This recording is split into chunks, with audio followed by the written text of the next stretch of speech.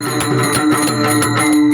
हा महिमा मी सांगत नाही, हा महिमा महर्षी नारदांनी भगवंताला विचारला, भगवंता मला षटतीला एकादशी किंवा पौषवाडीमध्ये जी एकादशी, त्या एकादशीचा महिमा कृपा करून सांगा.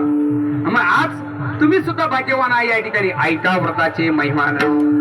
नामदेवराय म्हणतात, ऐका व्रताचे महिमान नेमे आचरती जन, गाती ऐकती हरी कीर्तन, ते समान विष्णूची. त्यांची तुलना आजच्या जर एकादशीचा व्रताचा महिमा जर ऐकला तर त्यांची तुलना भगवान विष्णू बरोबर होती. हे नामदेवराय वर्णन करतात. विठ्ठल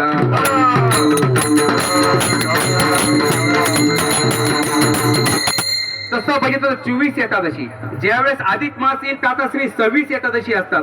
24 आणि रामकृष्ण महाराज तर नेहमी वर्णन करायचे 5 पर्व काळे. 5 पर्व विशेष भागवत धर्मी भरपूर चिंतन करण्यासारखे. 5 पर्व काळे, 24 एकादशी, हे 20 आणि 9 मिळून वैष्णव म्हटलं जातं. असं भरपूर चिंतन करण्यासारखे. पण फक्त मला आजच्या एकादशीतच बोलायचं आहे. फक्त आज समय जाना भलते नाना भलते नाही तुटोबराय वर्णन करता. फक्त आजच्या दिवसातच पुरतं बोलू. चैत्र महिन्यातली एकादशी वेगळ्या, वैशाख मधल्या वेगळ्या, ज्येष्ठ मधल्या वेगळ्या, आषाढ मधल्या वेगळ्या आणि आषाढ मधल्या वेगळ्या, श्रावण मधल्या वेगळ्या. श्रावण महिन्यामध्ये शुक्ल पक्षात आणि वद्य पक्षात जी एकादशी येते तीच शुक्ल पक्षातली एकादशी या महिन्यात पण येते. पुत्रोदय एकादशी अशी आहे. पुत्रोदय एकादशी ती श्रावण महिन्यात पण येते शुक्ल पक्षात आणि पौष महिन्यात पण पुत्रोदय एकादशी येते. आणि वद्यवाडीमध्ये आज जी एकादशी आहे षटतीला एकादशी आहे. प्रत्येक कामिता एकादशी, वरुथिनी एकादशी, जया एकादशी, पुढल्या महिन्यात जया एकादशी आणि विजय एकादशी, मोक्षदा एकादशी, अमोलकी एकादशी, पापमूर्ती एकादशी, देव उठणी एकादशी किंवा देवशयनी एकादशी, प्रबोधिनी एकादशी, किती अपरा एकादशी, मोहिनी एकादशी, किती प्रत्येक एकादशीचं महत्व वेगळं आहे. आणि हे वारकऱ्याला माहित असणं गरजेचं आहे. जो आळंदीची वारी करतो, तो पंढरपूरची वारी करतो, निवृत्तीनाथांची वारी करतो, काय हरकत नाही. थोडं तर ना आपलं थोडंफार माहित असणं गरजेचं असतं या ठिकाणी. मग आजच्या एकादशीचं महत्व सांगतो आणि पुढे चालतो. भजन करा विठ्ठल.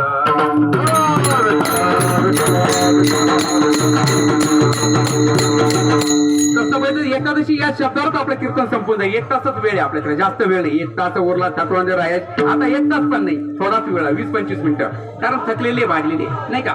मग महर्षी नारदांनी प्रश्न केला भगवंताला, भगवंता या पौष महिन्यामध्ये जी एकादशी येते मला तिचं महत्व सांगा. तेव्हा भगवंत सांगायला लागले. भगवंत म्हणले, महर्षी नारदा ऐक की एक महिला, सत्ययुगातली गोष्ट आहे, महिला काय करत होती ती भगवंताचं नामस्मरण करत होती. भगवान विष्णूची परम भक्त होती. अंबरीश राजासाठी परम भक्त होती.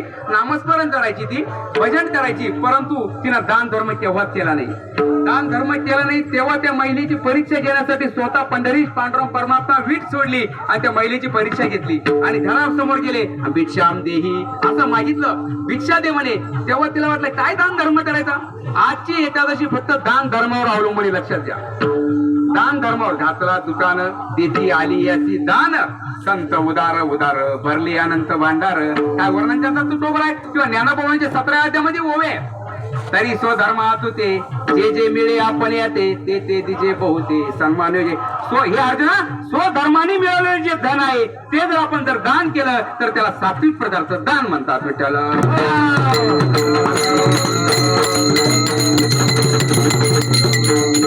आजची एकादशी निर्जला एकादशी, त्या दिवशी तर पाणी सुद्धा प्यायचं नाही. तिला भीमशिनी एकादशी म्हणतात. ज्येष्ठ महिन्यामध्ये येते ती निर्जला एकादशी. लक्षात घ्या, पाणी सुद्धा प्यायचं नाही म्हणून तर तिला निर्जला म्हणतात. भीमदादाला काही राहवलं नाही. भीम मुळातच साधार नाही का. भीमदादा पांडवांचा आपला महाभारतातला दृष्टांत घेत नाही वेळ आता जास्त. म्हणजे प्रत्येक एकादशीला काही ना काही महत्व आहे. एकादशी सारखं दुसरं श्रेष्ठ व्रतच नाही.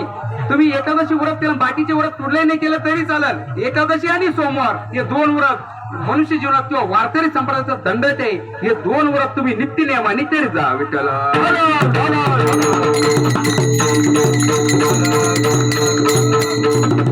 मग तिनं दान धर्म, भगवंत गेले तिच्या दारासमोर, भिक्षाम दे असं म्हटल्यानंतर तिला राग आला.